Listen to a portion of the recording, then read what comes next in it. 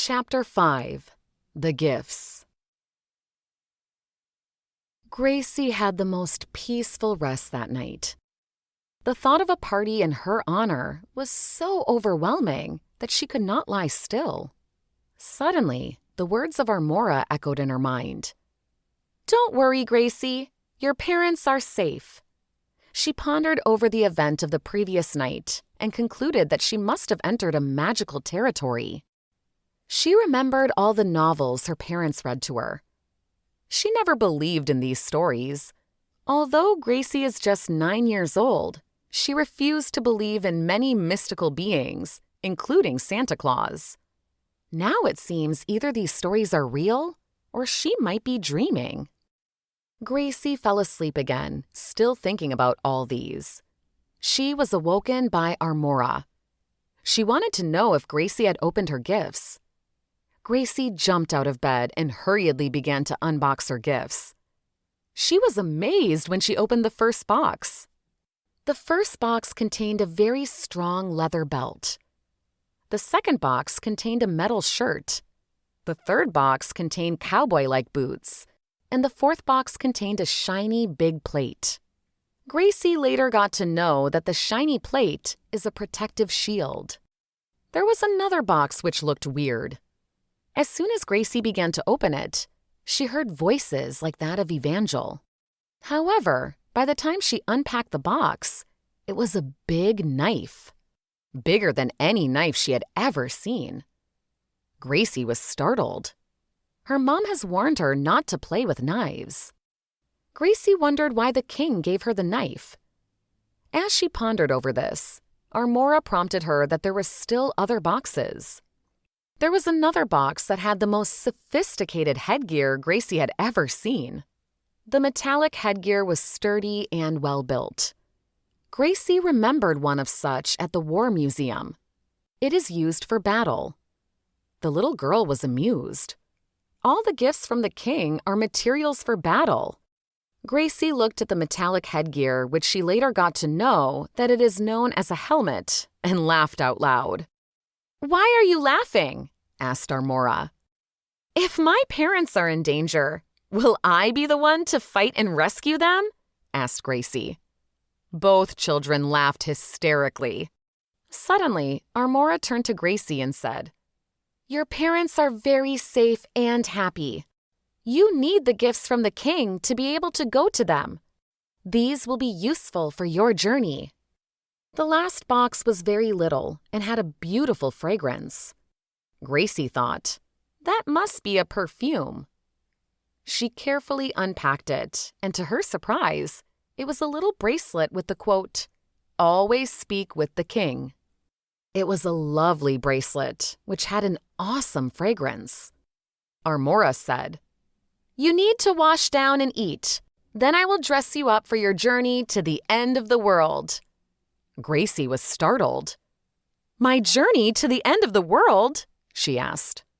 "Yes, you are going to Foreden to bring your parents home," replied Armora. Gracie opened her mouth, but nothing came out. She was overwhelmed. What is she going to do at Foreden? And where on earth is Foreden? Does it lie behind the Barnahagen? And wait, how did Dad and Mom get to Foreden? These and many thoughts flooded Gracie's mind.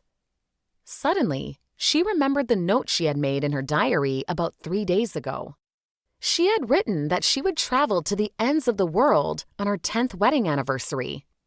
But wait, she is not married yet, and she is too little to even have a boyfriend. Is Foreden beneath the earth or above the earth? Is it in outer space? On the moon? Mars, Jupiter, Saturn, or Pluto? Suddenly, she said out loud, "Pluto is a dwarf planet. Miss Vitault told us that last week." Armora turned around and said, "You are a clever student, Gracie. Miss Vitault will be proud to know that you take your science lessons seriously." And with these words, Armora dashed off. Gracie took a long bath. By the time she returned, different trays of food had been set on the table. There was a note on the table. "Eat as much as you can. The journey is far." Gracie managed to fill her belly with as much as she could contain. As she was clearing up the table, the 2 children who had brought the food the previous day arrived. They cleaned the table and told Gracie that Armora will be there shortly to prepare her for her trip. The thought of the trip to Foreden made Gracie uncomfortable. At least her parents could have vanished to America or China. Why the end of the world? How did they get to Foreden? Gracie began to think about all the characters in the mystery books her parents have read to her. Maybe Foreden is real, just as all the other places, Gracie said to herself. Armora entered the room with 2 other children. They were around the same age as Armora. They started fitting on Gracie the different gifts in the boxes.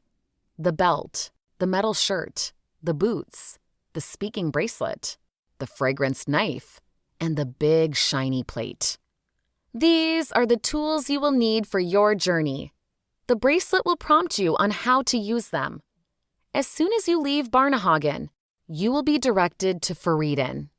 The journey will not be easy, but you will always speak with the king. He will give you the directions to take, Armora said. Gracie had wanted to ask, "Who will direct me to Foreden?" But she was still processing all the information and did not want to add more to what has been given. When Gracie came out of the house, she saw other children outside.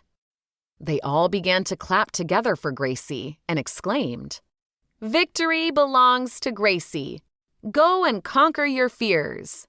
The end of the world awaits you. We are all with you." Gracie began to cry. Suddenly, she felt like a 9-year-old who needed her parents' cuddles. As she wiped her tears with her wrist, she heard, "I will be with you. Don't be afraid." The voice came from the bracelet. Suddenly, Gracie had a new lease of energy. The procession of children led Gracie to the entrance of Barnahagen. Armora told Gracie, "Ahead of you begins your journey to Foreden. Take care and conquer your fears with your faith in the king." With these words, all the children turned back to Barnahagen. Gracie was left alone outside Barnahagen. She had run away from the house to find her parents, and her task begins now. Ahead of her is Foreden. Behind her is Barnahagen, and with her are all the things she needed to embark on this perilous journey. Looking at her over-armored body, she contemplated the choices she had. To go back to Barnahagen and tell the king that she cannot go to Foreden, or to muster her courage and go to Foreden. Gracie looked at the horizon and saw the sun appearing from behind the colorful leaves and shouted, "I am ready."